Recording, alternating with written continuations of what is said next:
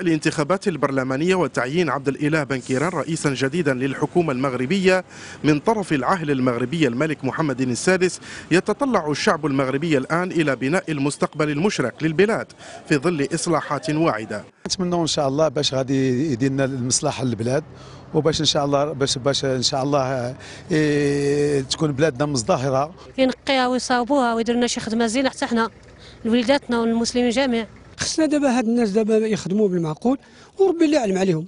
نجاح الانتخابات يعزز أبعاد الإصلاحات الدستورية التي بادر إليها المغرب الصيف الماضي، والتي يرجى منها تقوية مؤسسات البلاد وتوسيع مجال الحريات والحقوق ومنح مزيد من الصلاحيات للسلطات التشريعية والقضائية والتنفيذية وضمان حرية الصحافة والتعبير.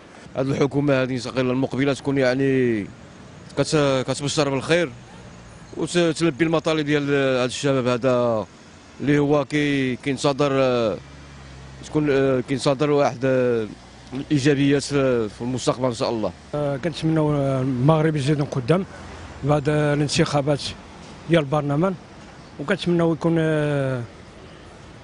تقدم الشباب وبنيه التحتيه، وكنتمنوا من الله كل خير ان هذه الحكومه الجايه تدخل على المغاربه بكل خير ان شاء الله.